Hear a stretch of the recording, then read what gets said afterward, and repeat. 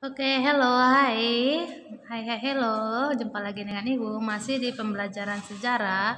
Oke, seperti yang kamu lihat di PowerPoint Ibu, kita akan membahas tentang menganalisis perkembangan politik ekonomi serta perubahan masyarakat Indonesia dalam upaya mengisi kemerdekaan ini. Kita akan membahas tentang demokrasi terpimpin. Tapi sebelum kita membahas tentang demokrasi terpimpin, kita akan membahas tentang dekret presiden 5 Juli. Oke, minggu lalu kita membahas tentang sistem perekonomian pada masa pemerintahan parlementer.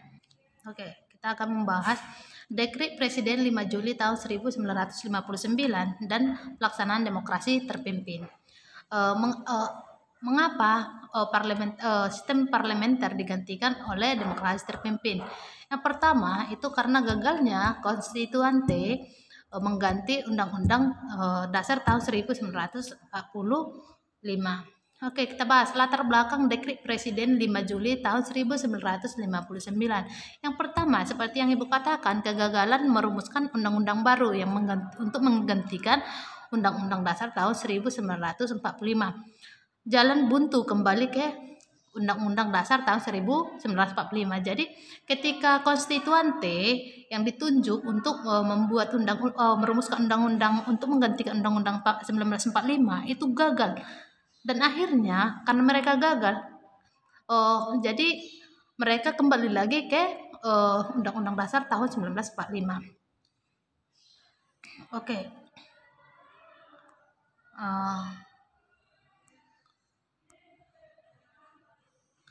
Kronologis dekret 10 November tahun 1959, Dewan Konstituante bersidang untuk membuat undang-undang baru, namun gagal.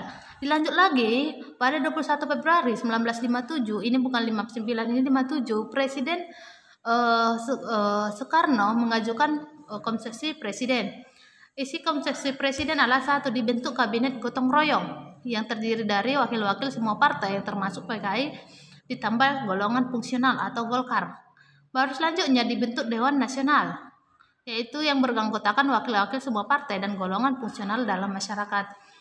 Selanjutnya, partai-partai yang menolak konsesi presiden ada Masyumi, Nahdlatul Ulama, PSSI, Partai Katolik, Partai Rakyat Indonesia. Alasan penolakan persepsi hak mengubah tata negara secara radikal ada pada Dewan Konstituante. Nah, selanjutnya, secara prinsipial, partai-partai menolak konsepsi presiden karena PKI diikutsertakan dalam pemerintahan. Jadi kalau kita pelajari, PKI ini sudah melakukan pemberontakan pada tahun 1948. Jadi orang-orang Masyumi, Partai Katolik dan lain-lain yang berbau agama, mereka tidak setuju adanya konsesi presiden yang di mana presiden memasukkan PKI itu menjadi wakil-wakil rakyat yang duduk di dewan. Itu kenapa ditolak? Karena orang-orang PKI ini dianggap sangat radikal dan ingin menggantikan konstitusi ideologi kita atau konstitusi kita itu menjadi komunis, sedangkan orang-orang agama itu tidak setuju dengan ajaran komunis seperti itu. Sehingga pada 22 April 1959 dihadapkan Dewan Konstituante, Presiden Soekarno mengajukan untuk kembali pada Undang-Undang Dasar tahun 1945. Sehingga pada 30 Mei tahun 1959 diadakan 3 kali pemungutan suara, yaitu pemungutan yang pertama kita membuat undang-undang baru atau kita kembali ke Undang-Undang 1945.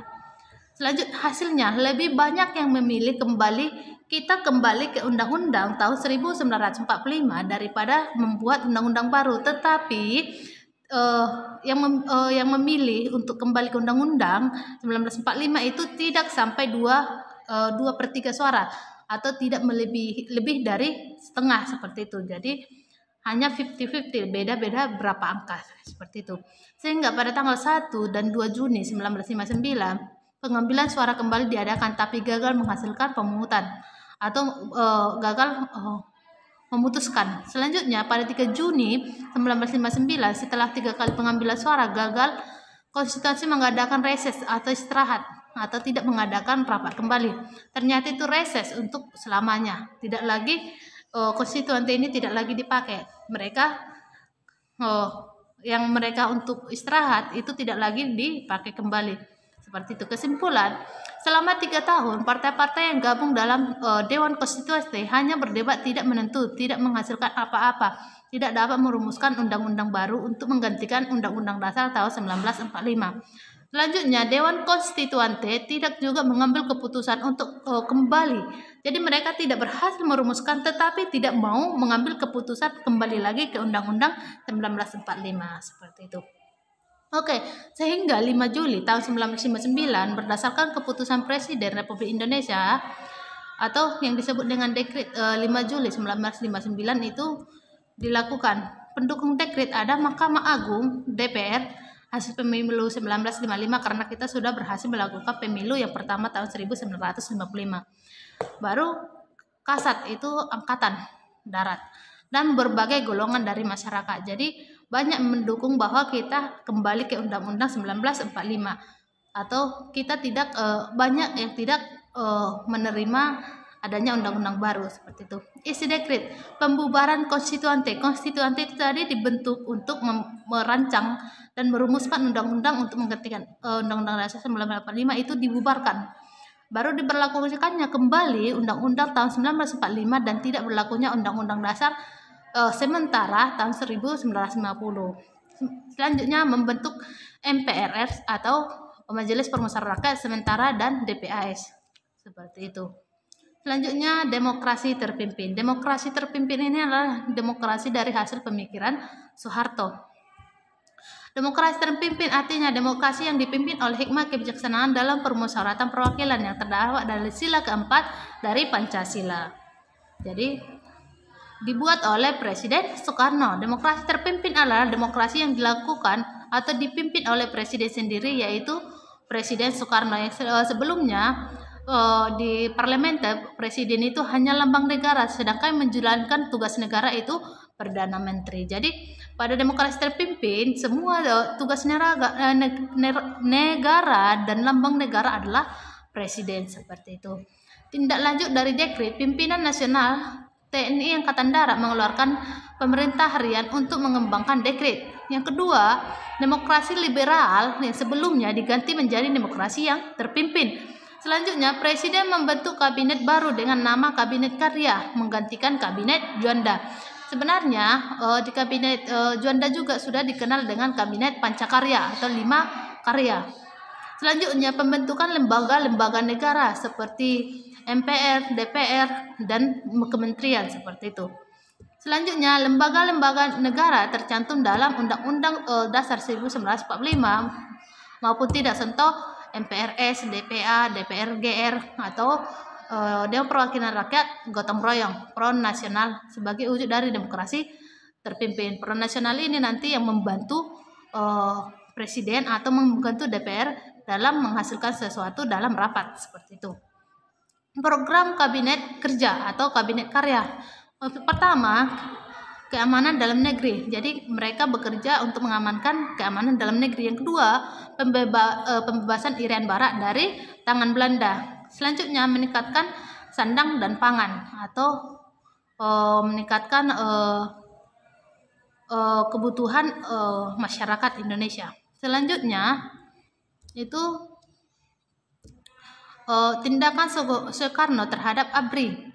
TNI dan polisi disatukan tahun 1946. Jadi sebenarnya TNI ini dan polisi ini adalah dua lembaga yang berbeda, tetapi pada saat Soeharto di demokrasi terpimpin, kedudukan TNI dan polisi itu disatukan. Selanjutnya, Presiden Soekarno melakukan politik imbangan atau balance of power antara sesama ABRI. Jadi ABRI atau TNI dan polisi memiliki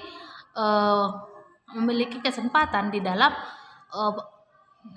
mereka memiliki kesempatan ikut serta dalam keanggotaan DPR atau Dewan Perwakilan Rakyat. Selanjutnya, Presiden Soekarno adalah panglima tertinggi di dalam ABRI. Jadi Soekarno itu menjadi panglima tertinggi, menjadi atasan dari TNI dan polisi seperti itu. Selanjutnya presiden menciptakan kondisi unggul mengungguli baik antara angkatan maupun ABRI dengan partai politik. Jadi posisi angkatan ABRI itu sama dengan posisinya partai politik. Jadi ABRI mempunyai kesempatan duduk di Dewan Perwakilan Rakyat sama seperti wakil-wakil dari partai politik. Selanjutnya, semboyan Soekarno adalah politik adalah di atas segala-galanya. Politik adalah panglima. Jadi politik itu adalah yang mengatur segala apapun dari tindakan yang diambil. Demokrasi terpimpin banyak mendapat tantangan, yaitu Mr. Sutono PNI dan Mr. Ishak ada Purwoto dan Sutomo dari partai. Tokoh-tokoh yang menentang Soekarno. Yang pertama membentuk Liga Demokrasi yang dipimpin oleh Imron Rosadi, yaitu si Rosadi ini tidak ingin bahwa partai politik itu sama kedudukan dengan TNI atau ABRI. ABRI itu maunya kekuasaan ABRI tidak ikut serta dalam kekuasaan Dewan Perwakilan seperti itu. Anggota Liga Demokrasi ada Nahdlatul Ulama, Masyumi, PSII, IPKI, Partai Katolik Perkindo dan Liga Muslim. Setelah Soekarno pulang dari luar negeri, Soekarno membubarkan Liga Demokrasi. Sebagai gantinya Soekarno membentuk Front Nasional dan Musyawarah Pembentuk Pimpinan Revolusi. Front Nasional itu adalah suatu organisasi yang memperjuangkan cita-cita proklamasi dan cita-cita yang dikandung dalam Undang-Undang Dasar 1945, yaitu mewujudkan perdamaian dunia, mencerdaskan kehidupan bangsa dan lain-lain. Ada di alinea keempat yang diketuai oleh Presiden Soekarno itu sendiri. Baru selanjutnya permusyawaratan pembentuk pimpinan revolusi atau MPPR, Badan Pembantu Pemimpin Besar Revolusi dalam mengambil kebijakan khususnya dan darurat untuk menyelesaikan revolusi. Pada demokrasi terpimpin ada 3 kekuatan politik, Presiden, Partai Komunis, dan TNI Angkatan Darat.